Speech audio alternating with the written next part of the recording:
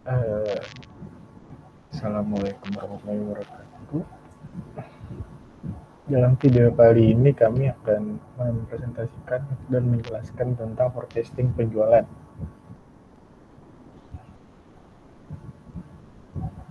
Kami kelompok yang terdiri dari saya Lutfi Zulfikar, ada Herdiansyah, Muhammad Rizky Ferdi, dan juga Rafif Zairahman. Yang pertama, pengertian forecasting penjualan. Forecast adalah menentukan ramalan mengenai sesuatu di masa yang akan datang. Sesuatu yang akan datang perlu diramalkan atau diperkirakan karena waktu yang akan datang penuh dengan resiko ketidakpastian. Forecast penjualan merupakan suatu teknik untuk memproyeksikan tingkat permintaan konsumen potensial pada suatu tahun tertentu. Dua hal yang harus diperhatikan dalam menentukan ramalan yakni tersedianya data yang relevan dan penggunaan teknik yang tepat. Forecast penjualan yang ditentukan dengan baik akan sangat berpengaruh atau menentukan pada perencanaan penjualan, perencanaan produksi, dan persediaan lain-lain. Teknik-teknik dalam forecast penjualan. Forecasting adalah suatu cara untuk mengukur atau menaksir kondisi bisnis di masa mendatang. Pengukuran tersebut dapat dilakukan secara kuantitatif dan kualitatif. Pengukuran secara kuantitatif biasanya menggunakan metode statistik dan matematik, sedangkan pengukuran secara kualitatif biasanya menggunakan judgement atau pendapat. Teknik-teknik atau metode-metode forecast dikelompokkan menjadi beberapa bagian. Yang pertama, forecast berdasarkan pendapat atau judgment method. Itu ada pendapat salesman. Para salesman diminta untuk mengukur apakah ada kemajuan atau kemunduran segala hal yang berhubungan dengan tingkat penjualan pada daerah mereka masing-masing. Kemudian mereka diminta pula untuk mengestimasi tentang tingkat penjualan di daerah masing-masing di waktu yang akan datang. Perkiraan para salesman itu perlu diawasi karena mungkin ada unsur kesengajaan untuk membuat perkiraan yang lebih rendah atau underestimate dengan harapan apabila ia menjual di atas perkiraannya, ia akan mendapatkan hadiah. Kedua, ada pendapat sales manager. Perkiraan yang dikemukakan oleh para salesman perlu diperbandingkan dengan perkiraan yang dibuat oleh kepala bidang penjualan. Seorang kepala bagian penjualan tentu mempunyai pertimbangan dan pandangan yang lebih luas meliputi seluruh daerah penjualannya. Pada umumnya, perkiraan kepala bagian penjualan dapat lebih objektif karena mempertimbangkan banyak faktor. Hal ini mungkin juga disebabkan pendidikannya yang relatif lebih tinggi, mungkin, dan pengalamannya yang lebih luas dibanding penjualan. Ada pendapat para ahli. Kadang-kadang perkiraan yang dibuat oleh salesman dan kepala bagian penjualan sangat bertentangan satu sama lain, sehingga perusahaan menganggap perlu untuk meminta pertimbangan kepada orang yang dianggap ahli. Mereka ini disebut konsultan. Ada juga survei konsumen. Apabila ketiga pendapat di atas masih dirasa kurang dapat dipertanggungjawabkan, maka biasanya lalu diadakan penelitian langsung terhadap konsumen. Forecast berdasarkan perhitungan statistik atau statistical method. Pada metode statistik ini, unsur subjektivitas ditekan sedikit mungkin. Perhitungan lebih didasarkan pada data objektif, baik yang bersifat mikro maupun makro. Analisis tren merupakan gerakan lambat yang berjangka panjang dan cenderung menunjuk ke satu arah, menaik atau menurun. Analisis tren yang dapat dipergunakan seperti pertama, metode momen atau tren garis lurus, metode least square, rata-rata bergerak, dan penghalusan eksponensial. Hubungan perencanaan dan peramalan.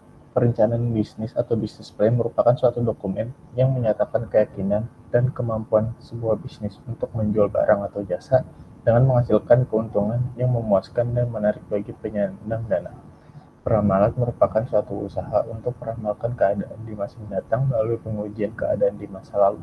Esensi peramalan adalah perkiraan peristiwa-peristiwa di waktu yang akan datang atas dasar pola-pola di waktu yang lalu dan penggunaan kebijakan terhadap proyeksi dengan pola-pola di waktu yang lalu. Dalam memulai sebuah usaha, maka pemula sebaiknya melakukan perencanaan bisnis. Hal tersebut dilakukan untuk menghindari adanya trial dan error dalam sebuah bisnis. Dalam merencanakan sebuah bisnis, maka dibutuhkan sebuah peramalan bisnis. Dengan kata lain, peramalan merupakan dasar dari perencanaan bisnis. Oleh karena itu, kaitan antara peramalan dan perencanaan adalah dalam penyusunan sebuah rencana usaha atau bisnis plan, tercermin adanya peramalan bisnis.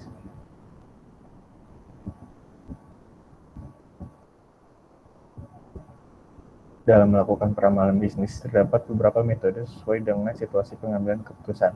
Oleh karena itu, sering terjadi yang disebut senjang waktu atau time lag antara kesadaran akan peristiwa mendatang dengan peristiwa itu sendiri. Adanya waktu tenggang itu merupakan suatu alasan bagi perencanaan dan peramalan. Jika waktu tenggangnya ini nol atau sangat kecil, maka perencanaan tidak diperlukan.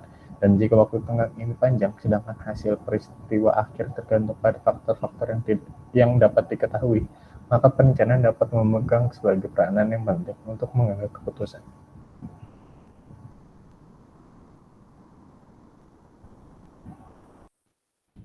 Selanjutnya ada pengaruh kebenaran asumsi terhadap ketepatan peramalan. Jika asumsi mendekati kenyataan, maka peramalan yang terbentuk akan mendekati keasliannya.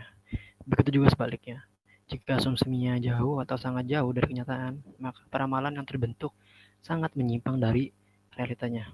Selanjutnya ada kendala dalam peramalan, yakni peramalan dapat mengalami kendala apabila terjadi beberapa hal-hal berikut. Pertama, kurangnya waktu yang tersedia dalam mempersiapkan peramalan. Kedua, data-datanya yang relevan secara internal maupun eksternal.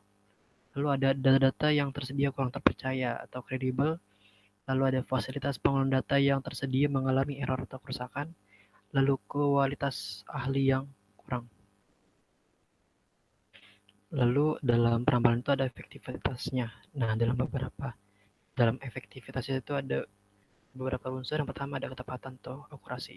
Di mana hal ini penting karena apabila terjadi perbedaan biaya antara peramalan dan kenyataan yang signifikan, maka dapat menyebabkan permasalahan. Jika biayanya ditempatkan lebih besar daripada realita, maka stok yang ada di perusahaan akan bertambah. Namun sebaliknya, apabila biaya yang terjadi di kenyataan yang lebih besar, maka biaya yang ditempatkan di peramalan, maka stoknya akan habis. Lalu ada kestabilan versus responsif. Peramalan harus menutupi ketidakpastian yang disebabkan oleh pengaruh musiman maupun pengaruh jangka panjang. Lalu ada objektif, yaitu data peramalan diolah secara faktual, lalu data tersebut dicocokkan dengan mempertimbangkan kondisi dan situasi terkini. Lalu ada pemilihan waktu atau timing, di mana ramalan harus disesuaikan dengan timing yang tepat supaya peramalan sistem menjadi lebih efektif. Dan yang terakhir ada manfaat terhadap rasio biaya, yaitu perbandingan antara manfaat yang dihasilkan dari sebuah sistem peramalan berupa penguatan keputusan manajemen dan biaya yang ditempatkan untuk membentuk serta menjaga sistem peramalan. Lalu ada dalam peramalan itu juga ada pemilihan metode-metodenya yang perlu dipertimbangkan, yakni ada sifat produk, metode distribusi, besarnya perusahaan dibanding pesaing, tingkat persaingan, data historis yang tersedia, akurasi metode, SDM yang dimiliki, horizon waktu perencanaan, waktu yang tersedia, dan juga ketersediaan dana.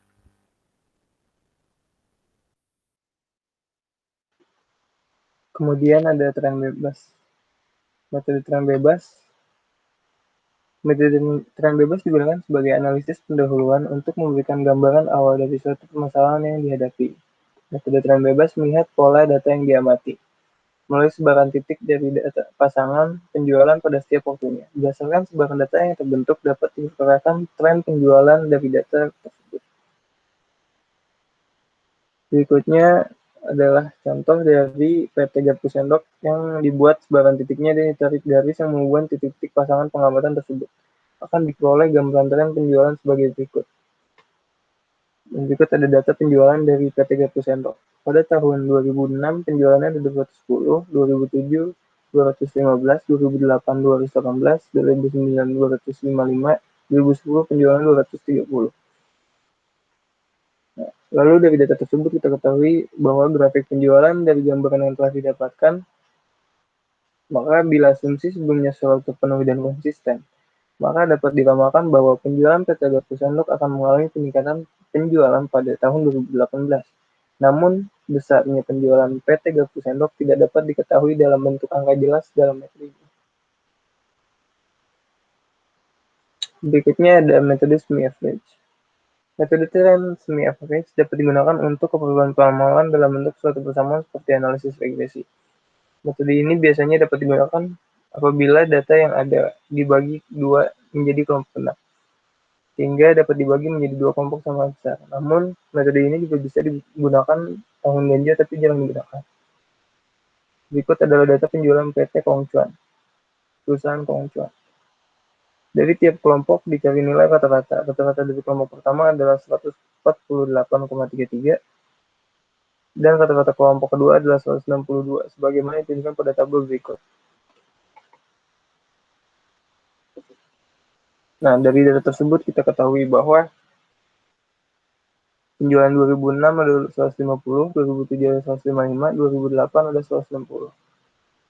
Dan kemudian dari data tersebut yang ada 6 data, kita bagi dua. Jadi ada dua kelompok.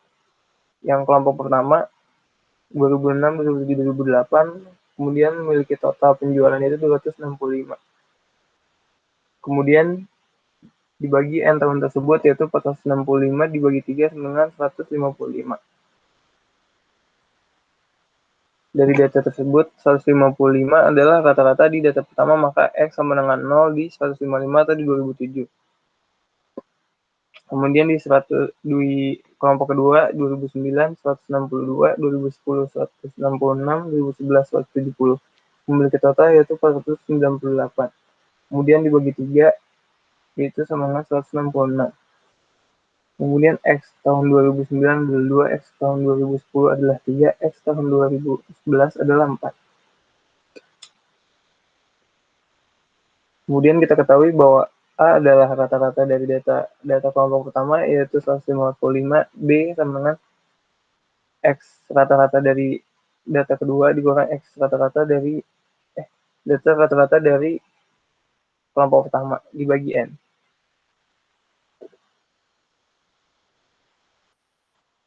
Nah, maka B sama dengan 166 dikurang 153,3 sama dengan 3,67. Y sama dengan 155 ditambah 3,67 X proyeksi penjualan tahun 2012. Y sama dengan 155,3667 dikali 5 dari data X ke 2012 yaitu 5. Sama dengan 166,001. Berikutnya ada perhitungan metode momen. Pada tahun 2006 penjualannya adalah 140. Tahun 2007 penjualannya adalah 148. Tahun 2008 penjualannya adalah 157. Tahun 2009 penjualannya adalah 157. Tahun 2010 penjualannya 160. Tahun 2011 penjualannya 169. Sehingga total penjualan dari 6 tahun tersebut adalah 931. Nah, selanjutnya terhadap persamaan yang terbentuk dicari penyelesaian melalui metode eliminasi ataupun substitusi. Bagaimana ditunjukkan dalam contoh berikut. Rumusnya adalah Y sama dengan A BX, A plus BX. Nah, maka 931 sama dengan 6 ditambah 15 atau B 15. Nah, terus agar dijadikan sama dari data yang 2418 sama dengan A 15 plus B 55, maka ini dikali, maka data dari 931 sama dengan 6 tambah 15 itu dikali 2,5, maka menjadi 2327,5 sama dengan 15A plus 37,5B. Maka dapat dieliminasi sama dengan min 90,5 sama dengan min 17,5B. B sama dengan 5,17. Lalu dapat diketahui 93. Y sama dengan A plus BX. 931 sama dengan 6A ditambah 5 kali 7. 5,17 dikali 15. 931 sama dengan 6A plus 77,57. 931 dikurang 77,57 sama dengan 6A. 853,43 sama dengan 6A. 100 sama dengan, maka 142,24 sama dengan A. Jadi Y sama dengan 142,24 ditambah 15,17X. Maka forecast penjualan tahun 2012 adalah 142,24 ditambah 517 kali 6. Teman-teman,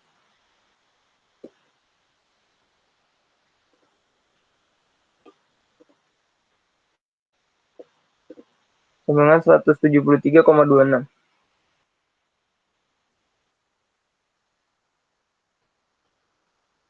Next. Yang berikutnya ada metode trend least square. Metode jumlah kode terkecil atau least square merupakan metode yang lebih efektif dan lebih mudah karena menggunakan formula yang sederhana. Data dalam metode kode terkecil dibagi menjadi dua kelompok, yaitu data yang jumlahnya genap, maka skor X-nya adalah min 5, min 3, min 1, 1, 3, 5. Oke. Jika itu ganjil, maka skor X-nya adalah min 2, min 1, 0, 1, 2.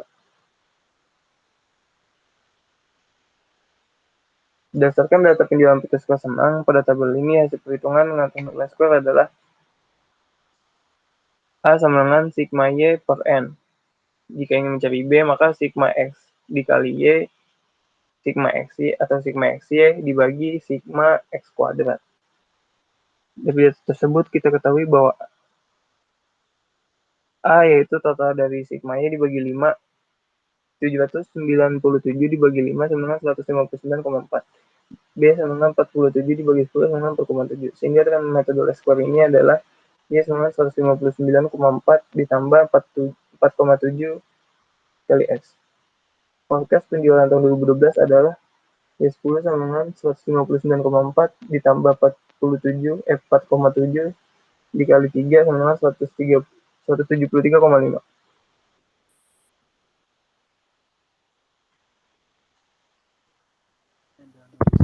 Analisa korelasi dan regresi, di mana analisis regresi ini digunakan untuk mempelajari dan mengukur hubungan statistik yang terjadi antara dua variabel atau lebih, di mana variabel tersebut adalah X, yakni variabel independen atau variabel yang memengaruhi, dan ada variabel Y di mana menjadi variabel dependen dan variabel yang dipengaruhi.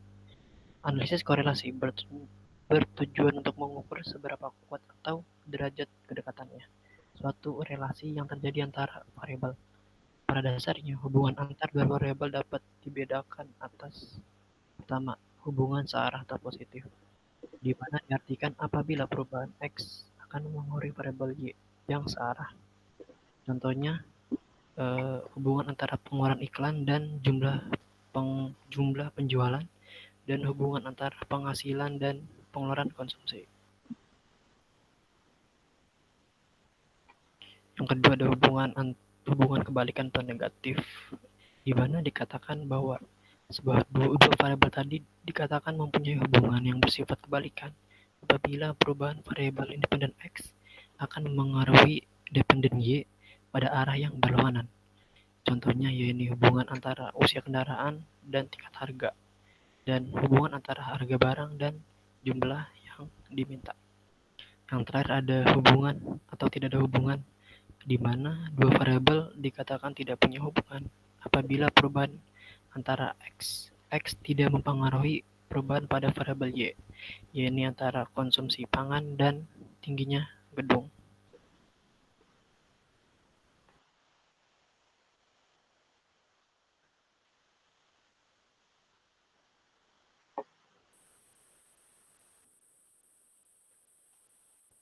Lalu ada metode penjualan dengan metode khusus. Yang pertama ada analisis industri, di mana analisis ini mempunyai hubungan atau menghubungkan kapasitas penjualan perusahaan dengan industri. Langkah-langkahnya yang pertama adalah kita buat proyeksi permintaan industri, lalu kita hitung market share supaya dapat menilai posisi perusahaan, dan yang terakhir memperkirakan expect market share-nya. Berikut ada rumus-rumusnya. Yang pertama, ya ini ada market share sama dengan penjualan perusahaan per permintaan industri dikali 100%.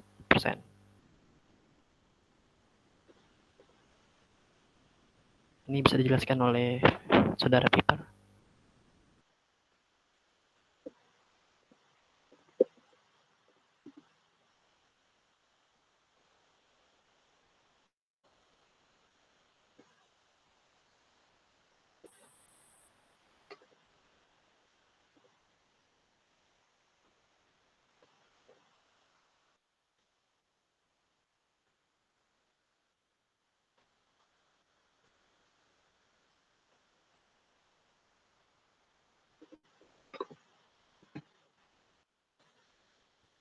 Ada contoh soal, ya ini penjualan perusahaan dan total penjualan industri cuan terus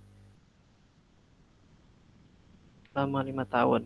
Terakhir pertanyaannya ini berapa penjualan industri cuan terus tahun 2021, lalu yang B ada berapa market share-nya, dan yang C ada berapa penjualan perusahaan cuan terus pada tahun 2021. Ini adalah datanya. Next.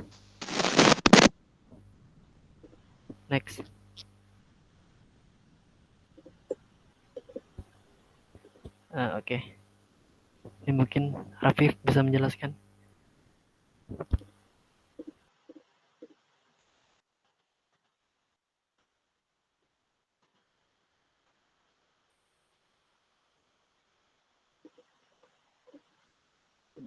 Ya. Yes. Ini data yang A.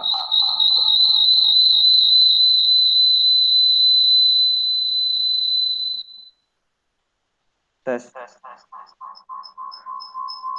Bentar.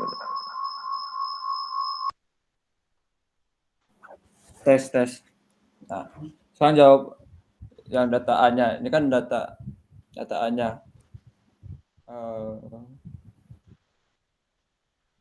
2016 tuh Y-nya ada 1000, X-nya min 2, X-nya min 2000, X pangkat 2-nya ada 4.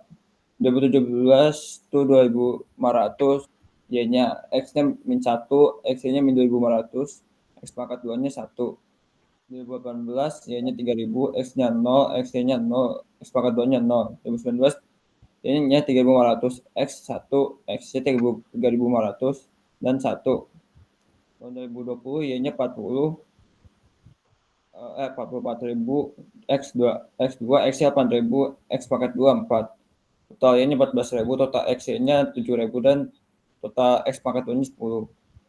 A-nya tuh jumlah total Y dibagi X. Dan A 14.000 dibagi jumlah datanya 5, 9.800. B jumlah X-nya dibagi X pangkat 2. Sedangkan B-nya itu 7.000 dibagi 10, 9.700.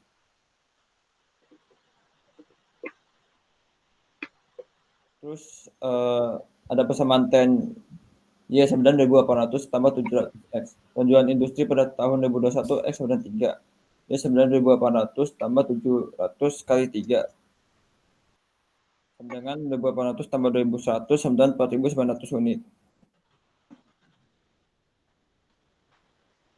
Terus market share tahun 2016 sampai 2020. Market share itu misalkan penjualan perusahaan dibagi permintaan industri dikali 100%. Market share 2016 9.000 bagi 5.000 kali 100% sama dengan 20%. Market share 2017 9.500 bagi 7.500 kali 100% sama dengan 33%. Market share 2018 sama dengan 3.000 bagi 9.000 kali 100% sama dengan 33%. Share tahun 2019 sama dengan 3.500 bagi 11.500 kali 100% sama dengan 30%. Market share 2020 sama dengan 4.000 bagi 12.000 kali 100% sama dengan 33%. Dari tahun 2016 hingga 2020 market share mengalami fluktuatif. Berarti posisi perusahaan dan persaingan sedang stabil. Proyeksi share market share tahun 2021. Karena market share tahun stabil, akan itu market share tahun 2021 ditentukan dengan tren kayak ini datanya. Yang persentase dimasukkan ke Y. Jadi 2016 Y-nya 20, X-nya min 2, X-nya min 40, X pangkat 2-nya 4. 2017 Y-nya 33, X-nya min 1, X-nya min 33, X pangkat 2-nya 1. 2018 33, X-nya 0, X-nya 0, X pangkat 2-nya 0. 2019 30, Y-nya X-nya 1, X-nya 30, X pangkat 2-nya 1. 2020 33, Y-nya X-nya 2, X-nya 66, X pangkat 2-nya 4. Totalnya 149 buat Y-nya. Total X-nya 23, total X pangkat 2-nya 10. Dan cari A-nya tuh tambahan jumlah Y dibagi jumlah datanya, yaitu 149 dibagi 5 sama dengan 29,8. Nah, ini yang B-nya total jumlah XY dibagi jumlah X pangkat 2 sama dengan B sama dengan 23 dibagi 10 sama dengan 2,3. persamaannya yaitu 29,8 tambah 2,3x. Market share-nya sama dengan 29,8 tambah 2 kali 3x kali 100%. Ini sebenarnya 29,8 tambah 2,3 kali 3 kali 100% sama dengan 36,7%. Lalu ramalan penjualan tahun 2021 tersebut akan dihitung berdasarkan proyeksi penjualan industri dan proyeksi market share tahun 2021 yang telah dihitung sebelumnya di poin B. Market share-nya sebenarnya penjualan perusahaan dibagi penjualan industri.